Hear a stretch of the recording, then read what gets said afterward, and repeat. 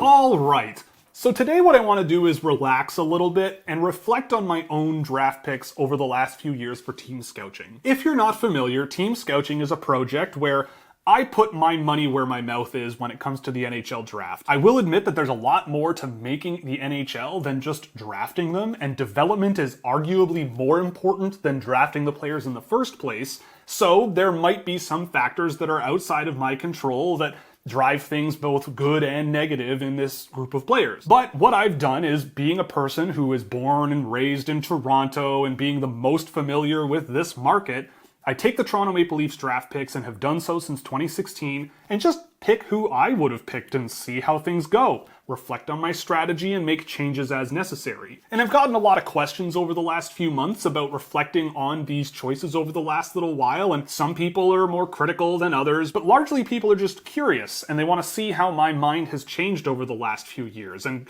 let me tell you, it's changed a lot.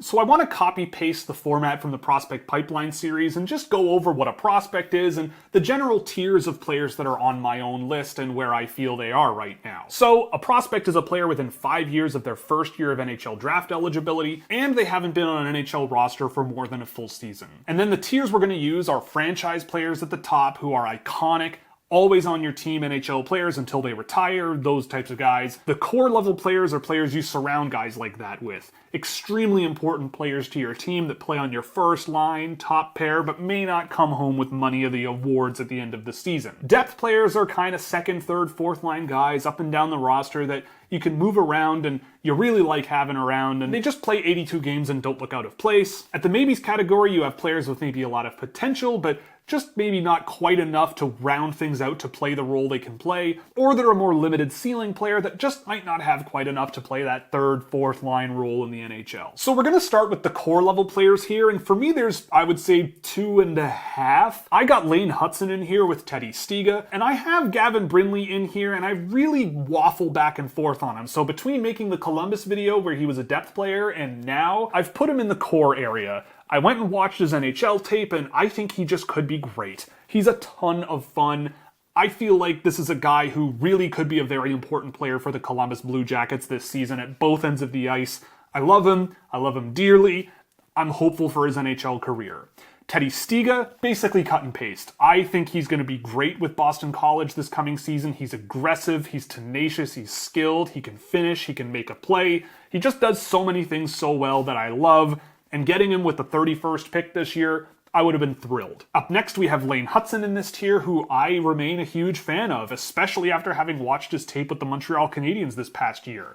I wrote a whole article about it in the Hockey IQ newsletter run by Greg Revac, a dear friend of mine, and I do think that he's a really good example of some of the benefits or some of the things that might change in the NHL with regards to looking at defensemen who might not be the biggest guys in the world. I think he's a player that bucks the trend when you look at things both positive and negative, and I feel like he's going to be a really good NHL defenseman for the Montreal Canadiens for a really long time, so he's up here too. In the depth category, there's a lot of names in here that I still remain huge fans of. Guys like Yuri Tahacek had a phenomenal year in the Czech League last year. Luke Mies is a player that I would happily have in my lineup any day of the week. Daniil Gushchin has looked great every single Sharks game I've seen him playing in, and I'm hoping he can earn himself a role with that team at some point. Timur Mukhanov and Vladimir Grudinin, especially Mukhanov, looked really solid with Sharapovets this year. I'm looking forward to him being in a bit more of an elevated role. And we've got guys who went undrafted this year in Topias Heinonen and Danil Ustinkov in this range, and I think they could be NHL players one day, especially Ustinkov. Heinonen has a bit more of a ways to go, but the tenacity in his game, the resilience and the physicality, but the offensive potential he shows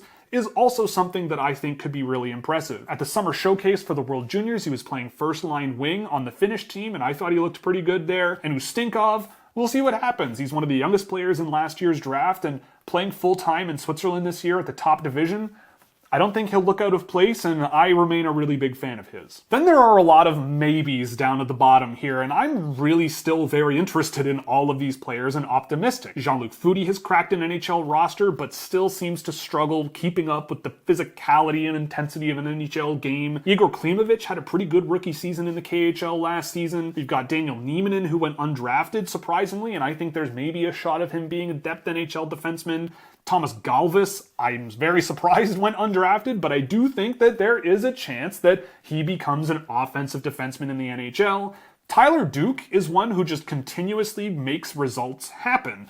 He's not the most offensive guy, but he does have a pretty good shot from the point, and he's a really smart, capable defenseman every time I've seen the University of Michigan.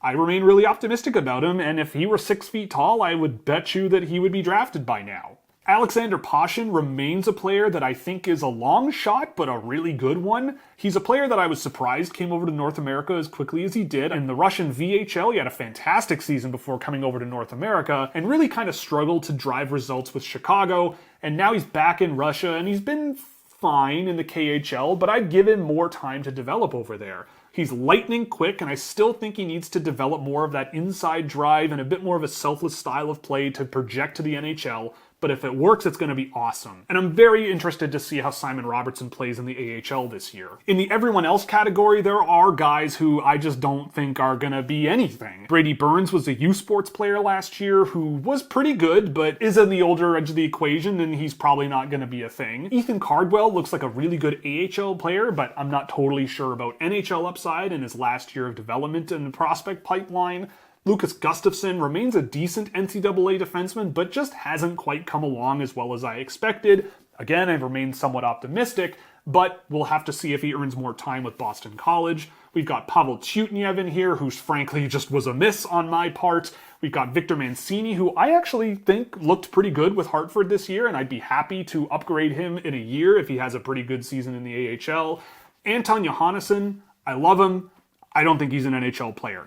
He was always going to be a long shot. He had a lot of injury problems, and he looked decent. And he looked decent in Hockey Allsvenskan last year, but for a guy his age, it just was not enough for me to really project him to the NHL at all. So he ends up at the bottom of the pipeline. So to quickly reflect on things, the first thing you're going to notice is that a lot of these players are small. And frankly, the way I see it is that is true. They are a lot of smaller players, but in my opinion, hockey is a game where size matters, but it is overblown with how much it matters. When you look at any way you slice the data in the NHL draft over the last 15 years, undersized forwards are the ones that often go the most undrafted.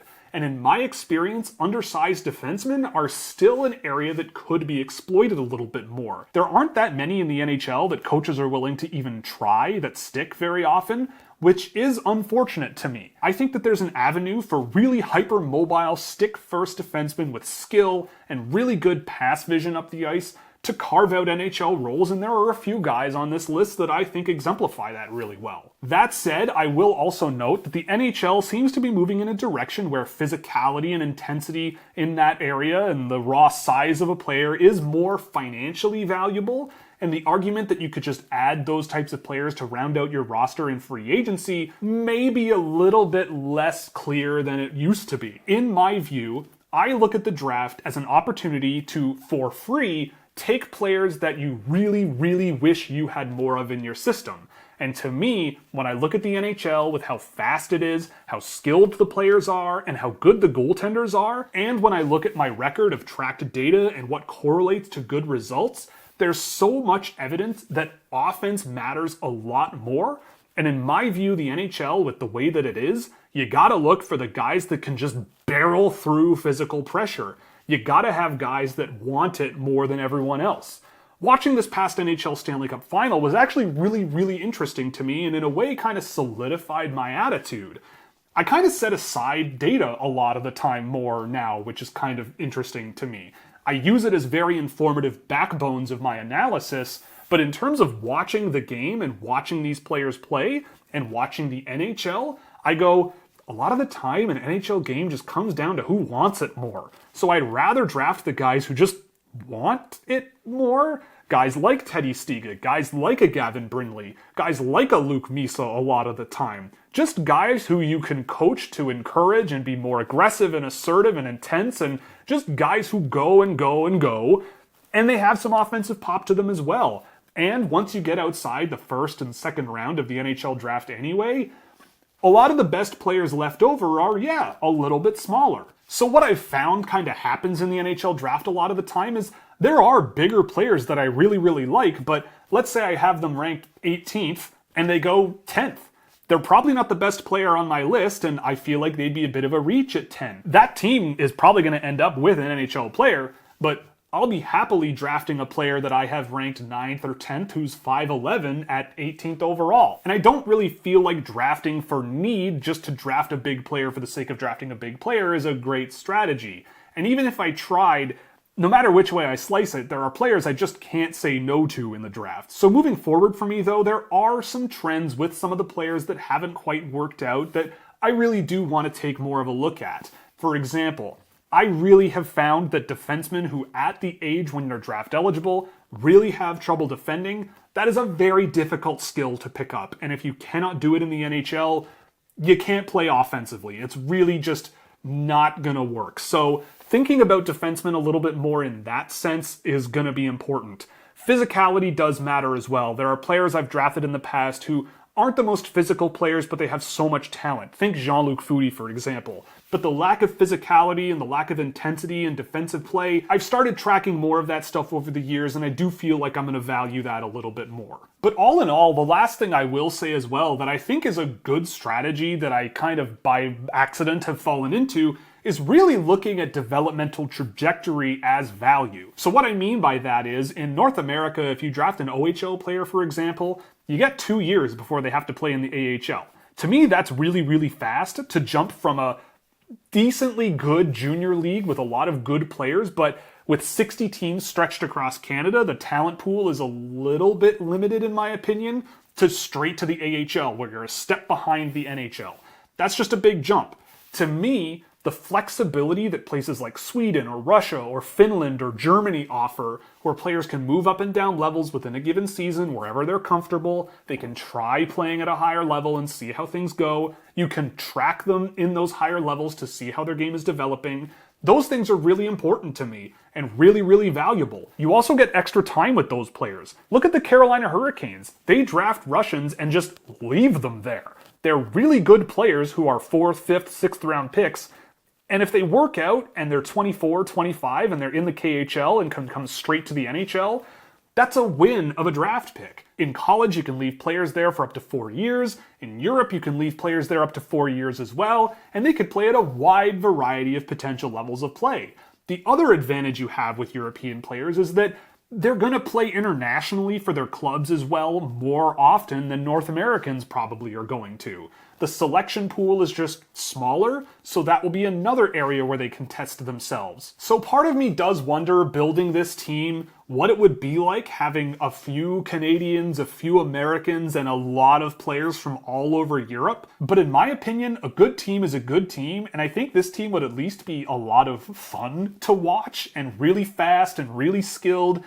And I would really like to see the experiment of something like this working in the NHL. If it doesn't work, it doesn't work, whatever. But I feel like something like this just hasn't been tried out of fear of failure. So we'll see how things go with all of these players as they continue to develop into potentially NHL players.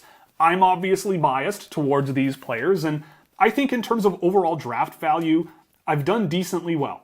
And while there are things to reflect on, every single year when the draft comes around and my pick comes up, I'm always looking at it going, well, why is this guy still available? And the answer is usually either they're small, they don't play in North America, both, they're Russian and not playing for St. Petersburg in the KHL. There's just a lot of factors that I feel like go understated, and by virtue of just the location of a player or how big they are, it could move them down draft boards, but they're still good players. And to me, a good player is a good player. My fundamental philosophy when it comes to hockey is that the game itself is not that complicated.